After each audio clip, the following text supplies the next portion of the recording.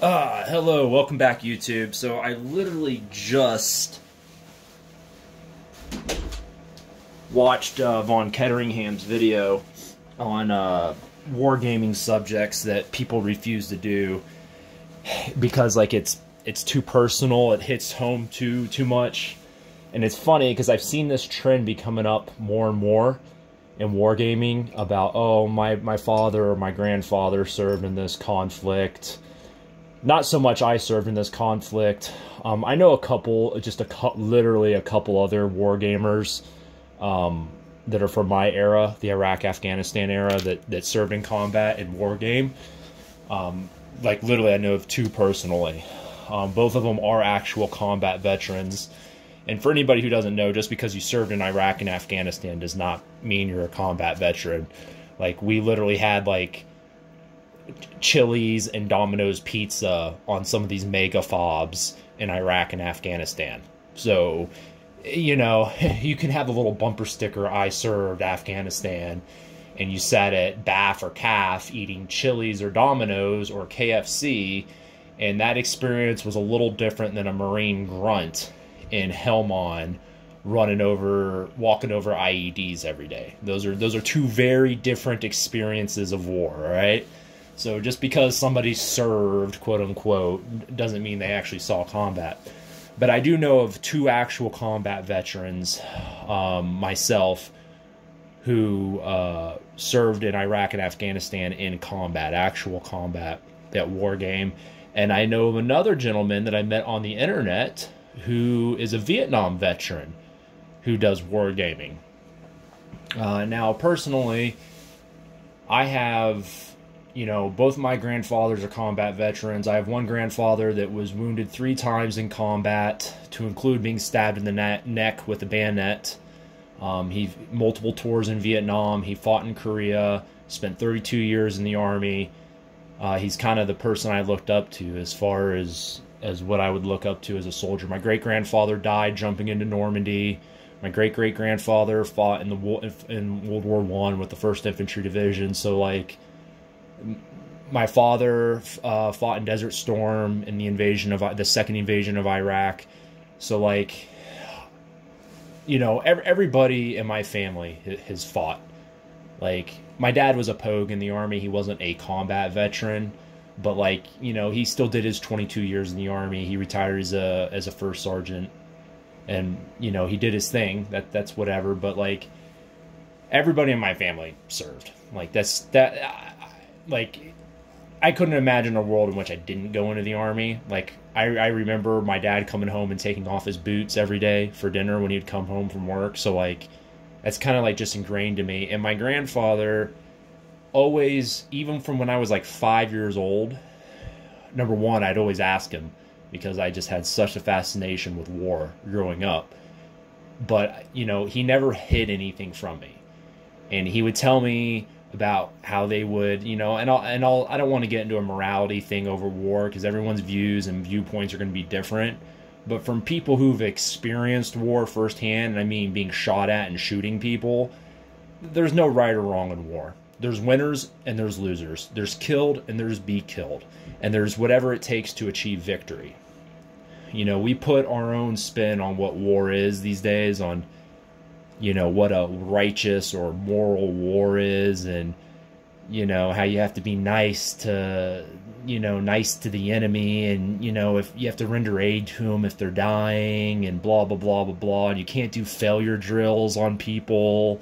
And, like, all this crazy shit we have to abide by now. But war at its essence, it's none of that. And the Greeks and the Romans understood this. There was no good or bad war. There was just war. There was just winning and losing and whatever it took to do that. We used to know this in America once upon a time. Think of World War II. We dropped 2 atomic bombs on peaceful civilian cities to win a war. We did whatever it took to win a war. Never mind the firebombing of all the Japanese cities and the bombing of the German cities. But we did whatever it took to win that damn war. And it wasn't moral. People say the Holocaust was immoral. Sure, it was. But let me tell you, dropping 2 nuclear weapons on cities in Japan, peaceful cities, was immoral too. But we were the victors and we get to write the history. But that's what it took to win that war, and it was the right decision to end that war instead of sacrificing another 100,000 of our people to go take those islands. But regardless, so I come at it from a really different perspective. War is what it is, and people die in war. Like, that's just how it is. You know, war gets shared by a smaller and smaller percentage of a population every century we go in history. When it was in the Greek and Roman times, everybody had to go to war. Everybody had to participate in war. And when there was a big war, everybody was impacted by that war. And every century it gets less and less and less and less until now, like Iraq and Afghanistan, even here in America, is like a meme. It's a fucking meme. You know, like, my wife doesn't even understand it. Like, she knows I went over there, but it's like a movie or a video game to her. Like, she doesn't fucking understand anything, right?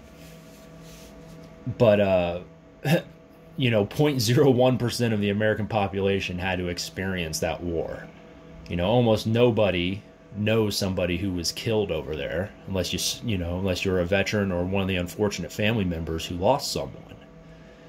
But how this relates to wargaming is I've never looked at that and been like, oh no, it's too personal, I can't wargame. War is war to me. Whether it's the Peloponnesian War, the Vietnam War, or Iraq, war is war.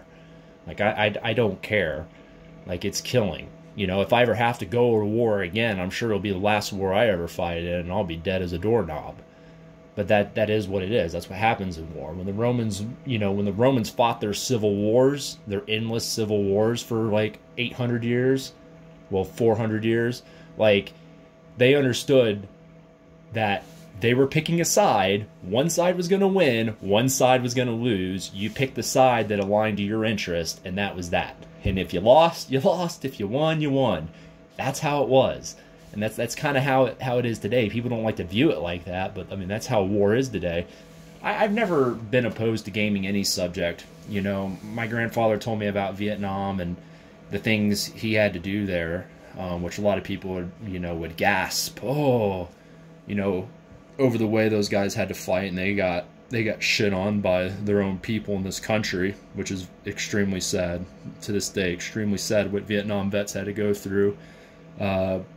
But their war was hard, a lot harder than the war I had to fight in, and they had real adversity in that war. And then coming back home and just being treated like complete ass and shit, it was just completely unacceptable. But I'll still game Vietnam. I want to game Vietnam. It's a very interesting conflict.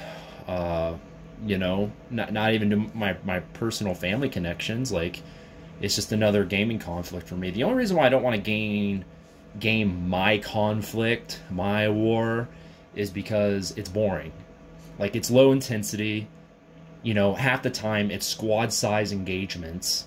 You know, almost with the exception of like literally 2 or 3 battles in the entire GWOT 15-year GWOT war, there was only 2 or 3 battles in where the enemy amassed enough firepower and personnel for it to be a proper battle. Think Fallujah 2004, right? The enemy kept thousands of fighters in the city, and they said, all right, we're going to fight to the death.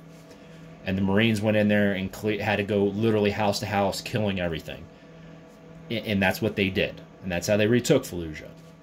But except for that, and like, you know, like even like Baghdad and Ramadi and places like that, like that's a stretch. And I'm not taking away from any of the sacrifices from the guys in my era, because like I can, you know, I have plenty of dead friends and dead leaders, you know, that aren't here anymore. But it was a low intensity conflict. Like, we were getting ambushed and we were getting blown up with IEDs. Like, that was the name of the game. And it's just boring. Like, who wants to war game that? Like, okay, let me do a movement to contact that has like a 50% chance of hitting an IED and ending the mission right there, you know what I mean? Because 3 or 4 guys get wiped out from an IED, and then if it's a leader, oh, instantly done, you know? Like, who wants to war game that? Like, it'd be boring. Or like, oh, if you're like in a Marine or big Army context, like, oh, let's go do presence patrols every day, a squad-sized presence patrol in a battle space to where you get ambushed.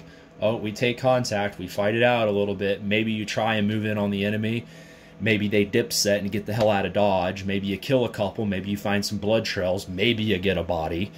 You know what I mean? Like, and like even like when like conventional forces do like a clearing operation, it's pretty boring. Like your weight. It's not like Normandy. It's not like, you know, any of these big. You know, it's not like the Battle of the Bulge. Like it's like, oh, let's wait.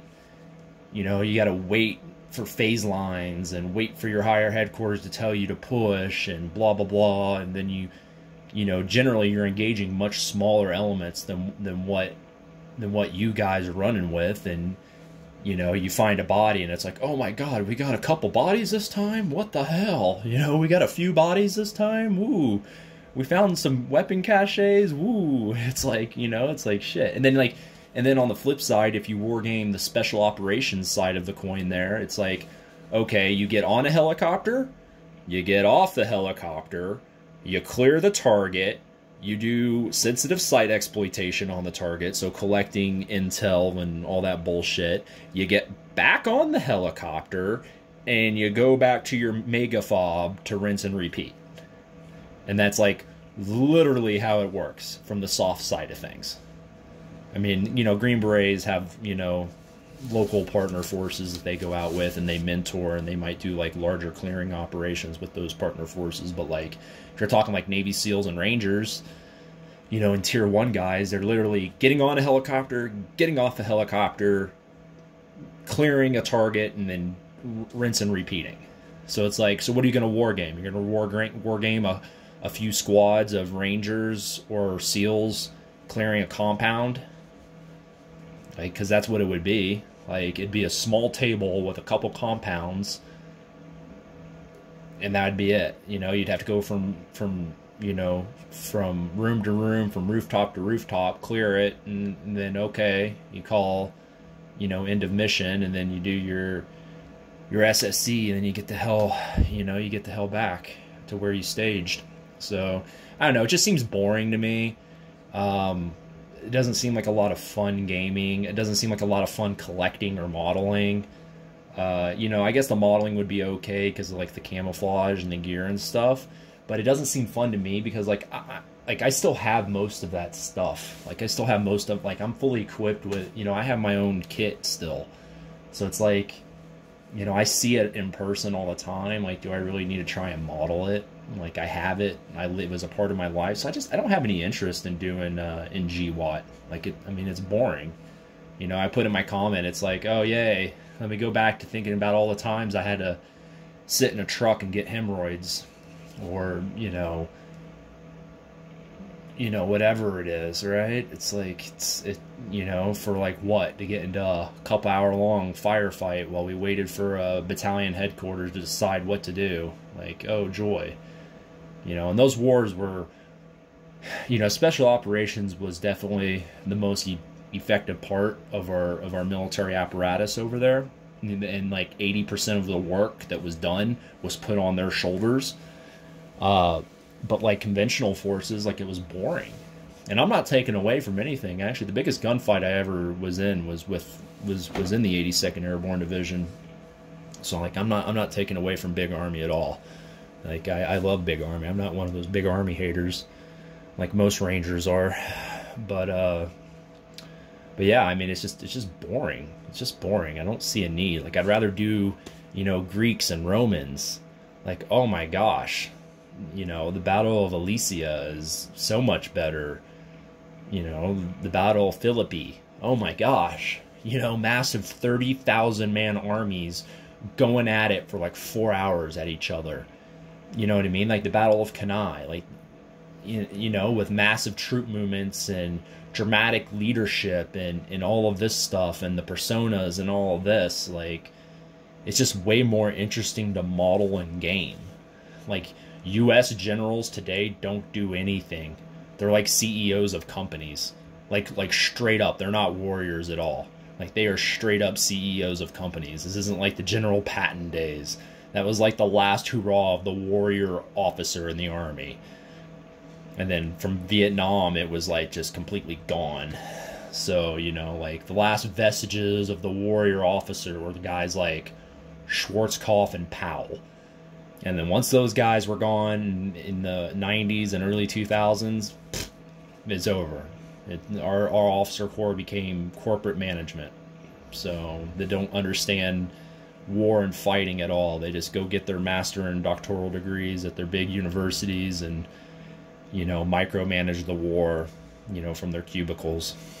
So, but yeah, I mean, that's kind of my thought on it. I don't have any, you know, there's like, oh no, I can't war game Iraq because I lost a friend there. Like, it's nothing like that. It's just boring, and I don't think it's really great for wargaming and modeling. I just, you know, it's kind of meh.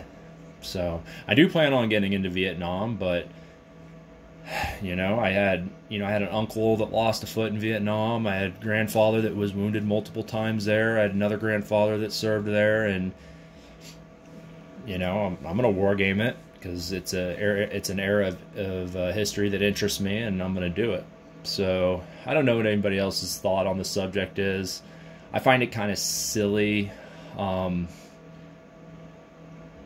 I find it kind of silly if somebody was like, oh, I lost my grandfather there. I lost my grandfather, you know, in Normandy or in Italy or in, you know, Okinawa, whatever big battle, right? And it's like, well, you never knew your grandfather. You were never at the battle. You didn't have to endure the hardships they endured. So it's like, why can't you game that? Like, that's a little weird. Like, it's not that personal to you. Like, a relative you never met died there. You know, that's like my great-grandfather in Normandy. Like, he died. I never knew him. You know, he died doing the big jump. Like, you know, he went to the big, you know, there's like, I think there's some sort of airborne saying in there about the big jump in the sky there, but like, you know, it is what it is. So, and I don't also, I think today with my generation, like, in particularly, like, we're I don't want to use the term snowflake, whatever it is, but like we're a little soft around the edges. Like, I don't know why you couldn't war game Iraq and Afghanistan, even if you served there and you lost friends there. You know, maybe if you lost sight or limb, I could understand it. Okay, if you lost sight or limb, that's a pretty big deal, right? But like, you know, even for me personally, it's like, yeah, I served there and friends died there, but you know, how can I be expected to be a warrior now or 5 years from now if I can't play a board game about a fictitious event that happened in a war I served in? Like, it's not like I'm naming the miniatures the names of my dead friends, right? I'm not doing that, but like come on, you got to get over it, you know, at some point. Like, never forget. You know, you will never forget that stuff. No matter how hard you try or whatever, that stuff stays with you forever. But like, I'm not going to let it mentally damage me to the point where I can't play a board game about it or something like that. You know, I guarantee you there's all sorts of Iraq, Afghan veterans that still play Call of Duty and Battlefield and, you know, Escape from Tarkov and all that other bullshit. And it's like the same thing. So they do all that. Why can't they do a board game? So, you know, I guarantee they still go watch war movies and stuff too. Maybe not, but yeah, I mean, that's just my 2 cents on the matter. I'm not saying I'm right. I'm not saying I'm wrong. I'm just saying these are my thoughts about it, and I just don't game Iraq and Afghanistan because I think it's boring. That's plain and simple. Not because you know, it hurts my feelings or makes me sad or anything. So I'd be really interested to hear if anybody's a Vietnam veteran out there, their thoughts on it. I know our Vietnam veterans are getting a little bit older. And, you know, and I guess to people in the UK, it's a little bit different because Vietnam was a really big war in the United States. A lot of Americans served there. It was a conscripted war. So a lot of Americans were forced to go and serve there. So I would be interested to hear the perspective of a Vietnam veteran who war games. I know they're getting long in the tooth now, so there may not be a lot of them guys left. But I do know there is one who watches my channel who is a Vietnam veteran that war games. I'd be interested to hear his perspective, if he could if he could war game Vietnam, especially where the conflict was 50 years, you know, over 50 years ago for him now. Would he be able to war game that? So, until then, guys, keep on painting. That was just my little rant. I was supposed to be basing while I did this rant, but I can't. Apparently, I can't talk and base at the same time. So, until next time, keep painting.